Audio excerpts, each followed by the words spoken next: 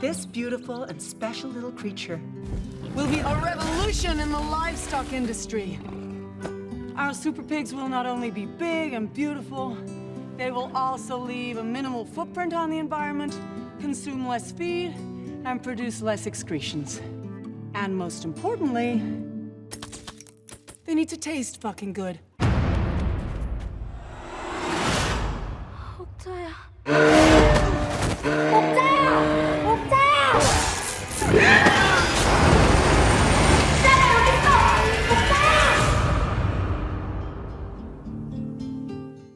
Hey everybody, welcome to What the Flick. Christy, Alonzo, it was booed at Cannes for reasons that have almost nothing to do with the movie itself, and now it's everywhere on Netflix. Okja. It was booed at Cannes? Well, because people were mad at Netflix at Cannes because their movies aren't opening theatrically in France, and so that was a thing. I was gonna say, like, Jake Gyllenhaal's really terrible on this, but well, there's no reason to They weren't mad at Okja, they were mad at the boss.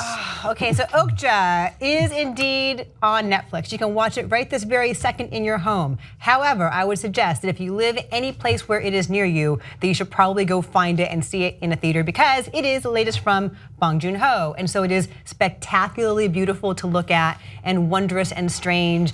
And the visual effects are just jaw-dropping in how beautiful and tactile and seamless they are. But I'm getting ahead of myself. Okja is a giant pig. Okja is a super pig. It is the best super pig. She's also the pet of a little girl living in the mountains in South Korea with her grandfather. Her name is Mija, and Mija and Okja are great buddies, and they play in the mountains, in the forest, and they frolic.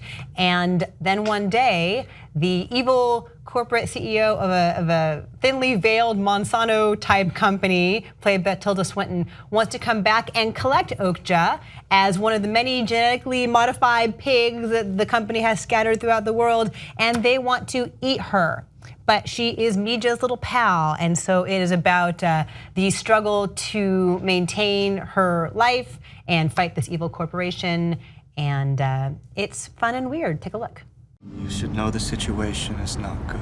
Each night before you go to bed, my baby, whisper a little prayer. Such a shame you have to tell all those little white lies. Ladies and gentlemen, put your hands together for the one, the only. This is dedicated to the one I love. This is dedicated to the one I love. It's a lot of things, this movie. So much going on. I don't know how I just described it to you. All you need to know is giant pig movie. Yeah, it's the giant pig movie.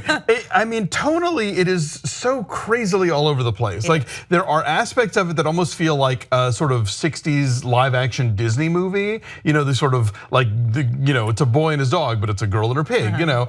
But then there are like F-bombs, and there are some really intense sort of creepy scenes of animal laboratory stuff that kids should not see, but the performances are a lot like pitched in this really sort of cartoony way, especially Tilda Swinton and Jake Gyllenhaal. So it's kind of like I was never bored. I loved watching it. It is gorgeous to look at, and there's a lot of fun stuff in it.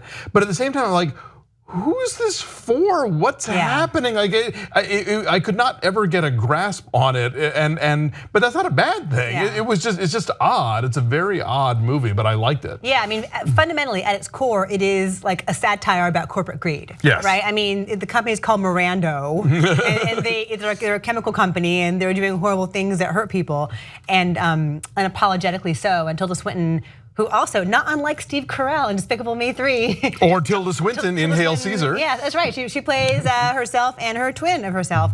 And she is evil to her core. I enjoyed her more in this. I mean, she was also in Snowpiercer. Yeah, so Bong Joon-ho loves to do things with her teeth. Yeah, there is stuff going on with her teeth here. Again, that's true. But then the celebrity veterinarian who is her expert in judging all the pigs, played by Jake Gyllenhaal.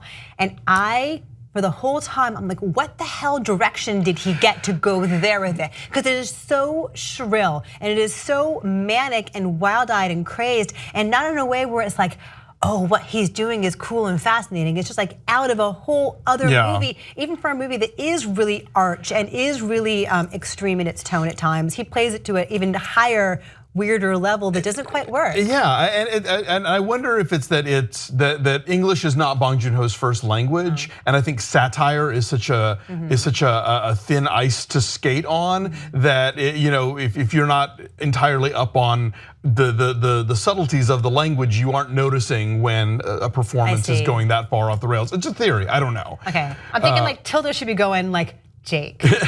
Jake, tone it down. Bring it down here. You're at 12.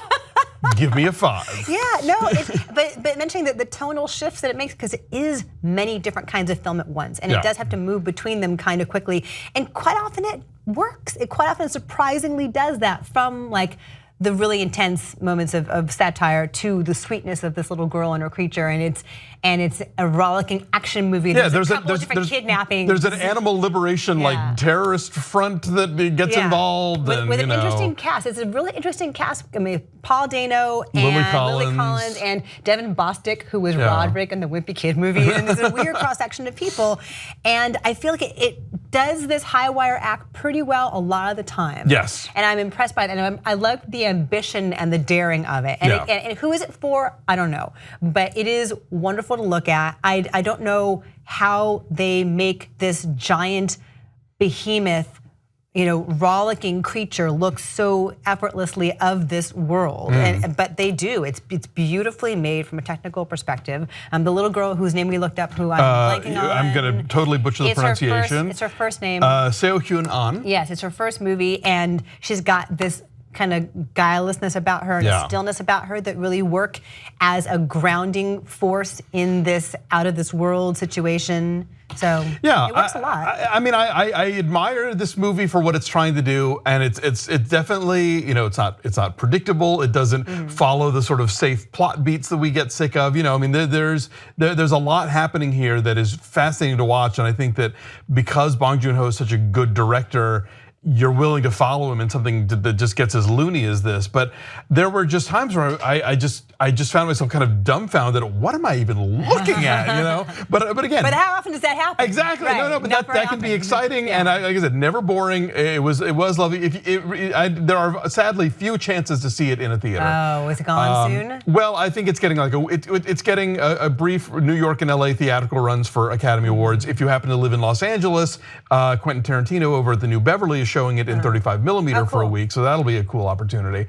So if you can see it projected, do, or at least like if you have a very big TV, I don't know. But no, it's gorgeous. It's just be ready for it to be kind of all over the place. Okay, then what is your number? I give it a 7.5. I was enthralled with it even when I didn't know what the hell was going on. I'm saying 7.8, so our number is 7.7. It's at 85% on the tomato meter. So yes. In a world where movies are often like formulaic and predictable, like if you want weird. Yeah, this is something else.